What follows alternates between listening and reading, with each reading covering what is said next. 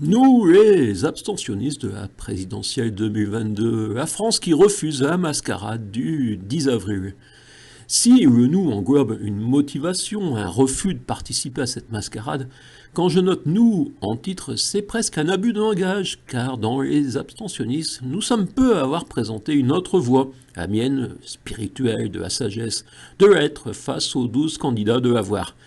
10 avril 2022, je ne vote pas au pays des hashtags, hashtag je ne vote pas, qui n'est pas tellement repris, je crois.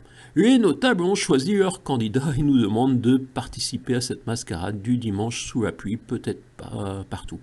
Le chapitre 62 du bouquin La France harmonieuse s'intitule Ne plus voter s'impose à chaque élection et débute par Je ne voterai pas les 10 et 24 avril 2022.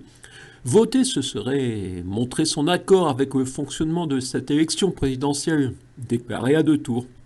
Alors que le véritable premier tour est réservé aux grands électeurs. On a même assisté à une superbe tambouille cuisinée par François Bayrou et sa banque de parrainage. Ils sont tous des candidats de l'avoir et en me présentant candidat de l'être, j'ai obtenu encore moins de parrainage que François Hollande, qui certes n'était pas déclaré candidat, mais Emmanuel Macron non plus. 10 avril 2022, les trois extrémistes, Macron, Mélenchon, Le Pen, extrême droite, extrême gauche, extrême oligarchie, dans le désordre, mais vous les remettrez dans l'ordre.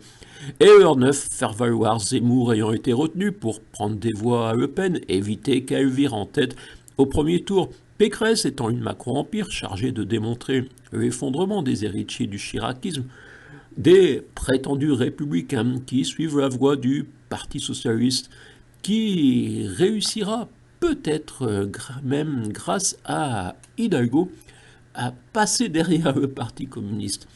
Mon appel à l'abstention générale se fixe l'objectif de dépasser 30% d'abstention, d'être le premier parti de France. Le record d'abstention au premier tour d'une présidentielle, c'est le 21 avril 2002, 28,4%, d'où mon choix de fixer l'objectif de cet appel à l'abstention générale à 30%.